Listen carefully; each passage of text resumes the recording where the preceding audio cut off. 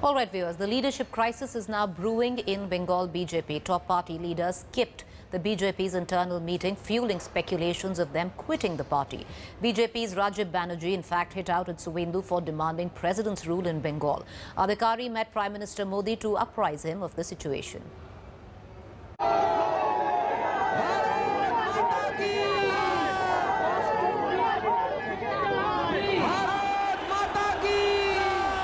It was 2021's most fiercely fought election. The BJP, led by Narendra Modi, invested all its might to defeat Mamta Banerjee's TMC.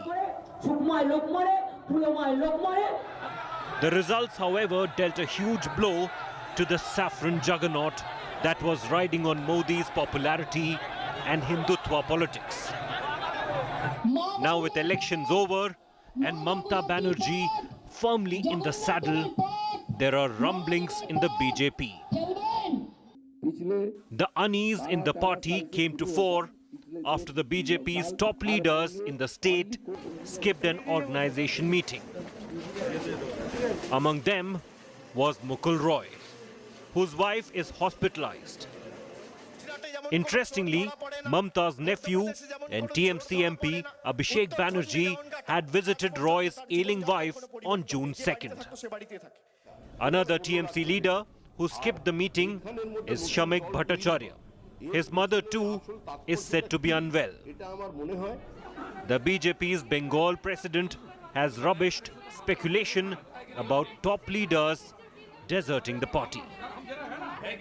अन्य मुकुल राय तार पारिवारिक समस्या तार शरीर खराब छिलो तार स्त्री असुस्थ आছেন আসেননি माननीय शमिक भट्टाचार्य तार बाबा সকালে মারা গেছেন মাও অসুস্থ আছেন তিনি আসতে পারেননি এই ধরনের কয়েকজন নেতা আসতে পারেননি বা উত্তরবাংলা দুইজন আসতে পারেননি বাকি সবাই ছিলেন While the party denies any dissent, another leader who skipped the meeting, led by Dilip Ghosh, has spoken out.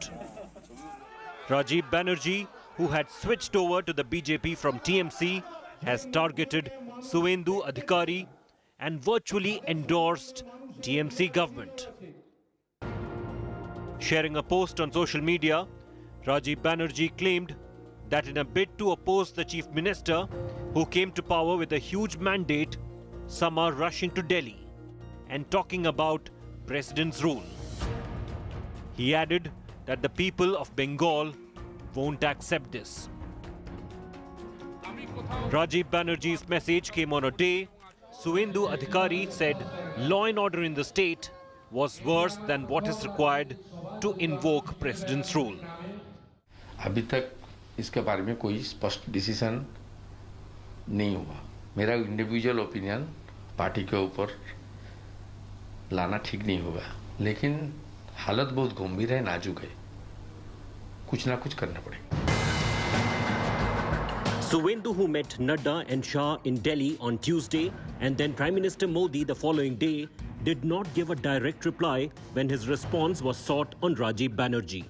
BJP का जो वोट मिला 2,28,00,000, 38% से ज्यादा 39% के करीब ये वोट विचारधारा का वोट है. मुकुल राय क्यों नाराज है? वोट विचारधारा का वोट है, कोई इंडिविजुअल का वोट नहीं है. BJP MP Soumitra Khan, however, hit back at colleague Rajiv Banerjee with a scathing remark. जो तृणमूल से बीजेपी या फिर चला जाएंगे तो इसके लिए कुछ मेरुदंड मतलब कुछ भी नहीं. उन लोग को कुकुर जैसे बनने के लिए जाना चाहते हैं, कोई जाने, लेकिन बीजेपी लड़ाई करेंगे, उसलिए हम लोग बना रहा हूँ तैयार हो. आप राजीव बनर्जी के लिए बोल रहे हैं? ना, राजीव बनर्जी को नहीं बोले, सबको ये बोल रहे हैं. जो भी जाने के लिए कोशिश करेंगे उसको नहीं करना चाहिए.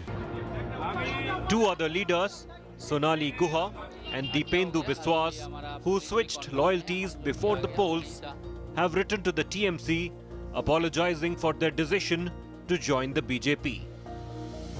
Both have pleaded with Mamta Banerjee to re-induct them in her TMC. With Indrajit Kundu in Kolkata, Bureau Report, India Today. Now, days after deserting TMC in the run-up to Bengal Assembly elections, turncoat TMC leaders now want to rejoin the party. In Bengal's Birbhum district, a group of BJP workers marched in the local market, apologizing. BJP on its part claims their workers were living in fear and thus forced to put up such a public apology. Meanwhile, in Bengal's Bardhaman, 150 BJP workers joined TMC, including BJP Yuva Morcha media cell in charge Veer Pradhan. They joined the party in presence of TMC MLAs Sheikh Shahnawaz. Speaking on these developments, BJP Bengal chief Dilip Ghosh dared TMC on poaching its MLAs and accusing them of spreading rumours.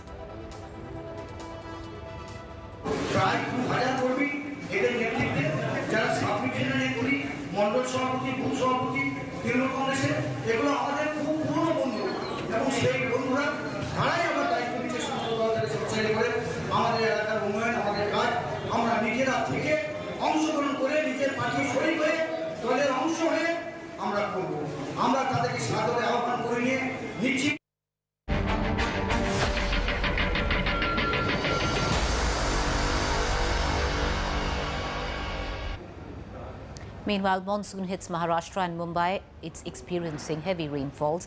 Rainfall across the maximum city since yesterday. Waterlogging has been reported in many areas, forcing people to wade through neck-deep water as vehicular movement was disrupted. Central Railway stopped due to waterlogging at Kurla, and heavy rainfall also caused traffic snarls and jams at many places. The Met Department has termed these as pre-monsoon showers. The Met Department has also said that the sky would remain cloudy with moderate rain and thunder showers in city and suburban regions. Mumbai also witnessed a high tide earlier today, which was 4.16-meter high.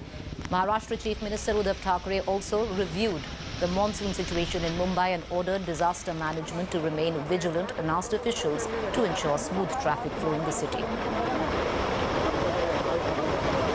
The first monsoon rain brought only problems galore for Mumbai people.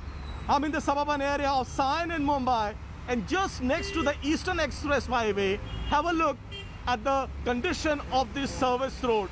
The entire service road, which stretches to around 2 to 3 kilometers, is completely filled with rainwater. The housing societies just next to this service road too have faced the brunt of the first monsoon rain. Now, many residents are fearing that if it continues to rain, then the rainwater might just come inside their houses through the windows. Most of the residents are now sitting outside their houses in fear. During the daytime, there was water on the roads. The bus services were disrupted. There was water on the tracks. The railways had to be stopped. And by the evening time, even though it is not raining, there are thick, black, dark clouds all over. A red alert has been issued for Mumbai. But the danger is far from over, because an orange alert has been declared for the next 4 days. The crisis is not over. The next 4 days are going to be crucial, because the IMD has said there is orange alert for the city for the next 4 days. With camera person Mahesh More, this is Pankaj Upadhyay in Mumbai, reporting for India Today.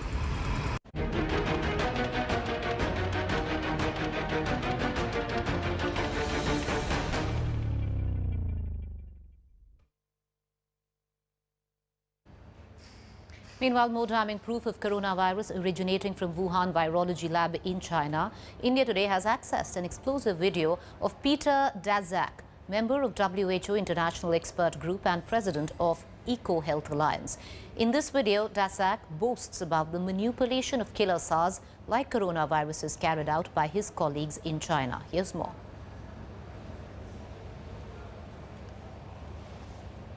So we sequence the spike protein, the protein that attaches to cells.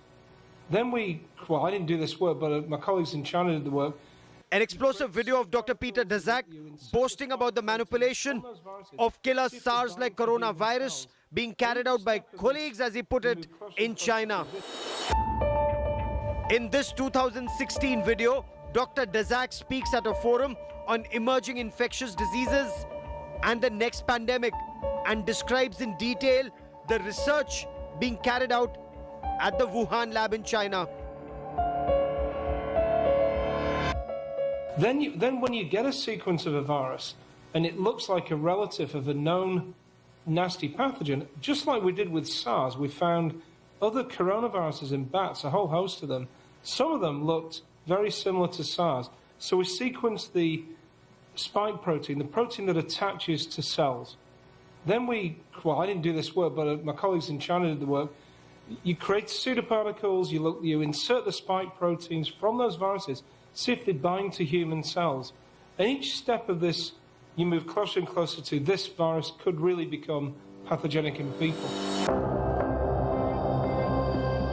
This is also indicative of the growing proof of Wuhan Institute of Virology's deep financial and personal ties to US President Joe Biden's top advisor on health, Dr. Anthony Fauci's National Institute of Allergy and Infectious Diseases.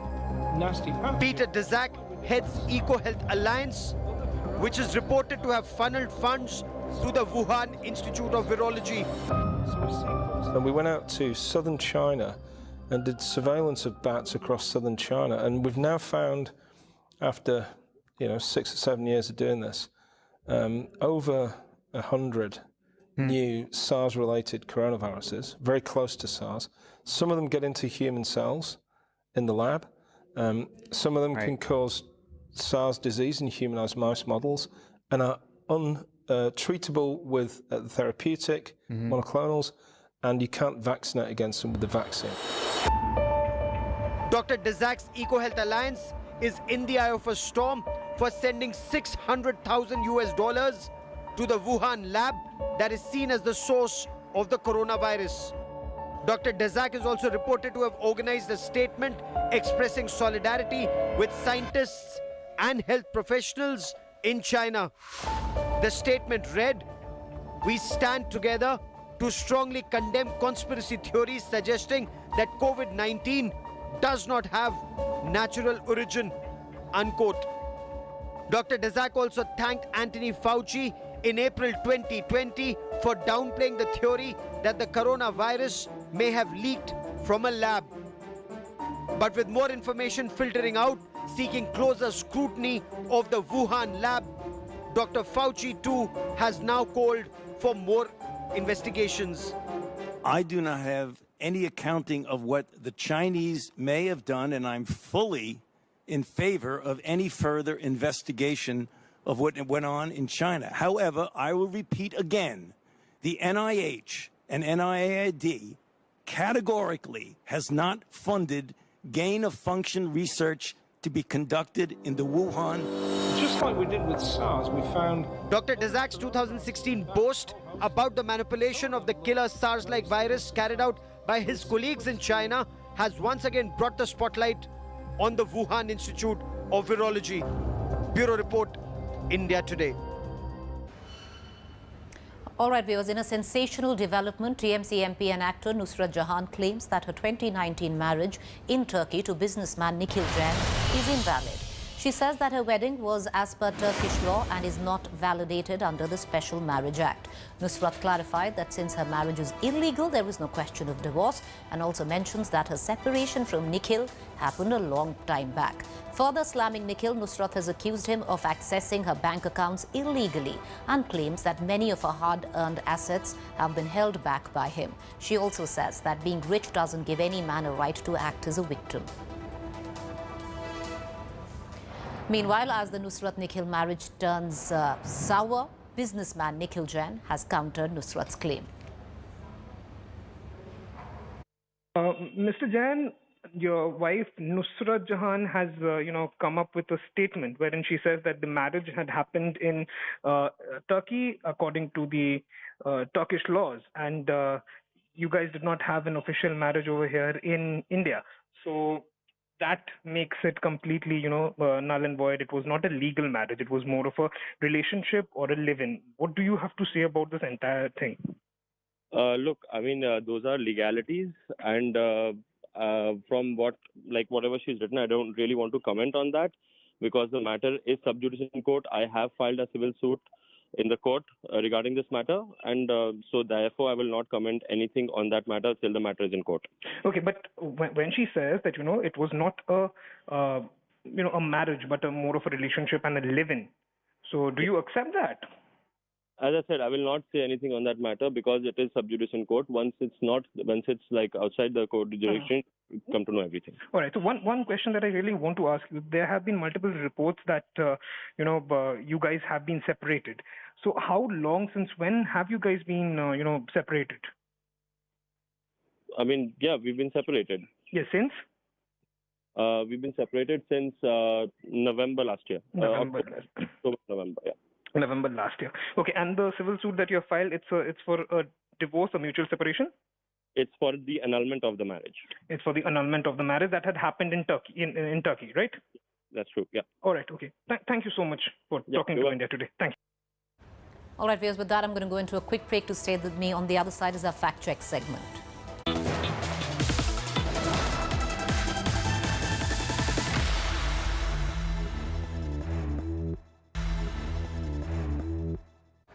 Welcome back, viewers. You're watching a fact check segment where we bust certain claims masquerading to be facts on social media platforms and WhatsApp groups. Now, there is a claim floating about suggesting matrimonial ad which has sought grooms fully vaccinated with Covishield.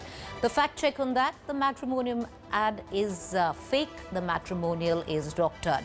With that fact check, it's a wrap on this edition of 7 at 7. Do stay tuned. Up next is To The Point.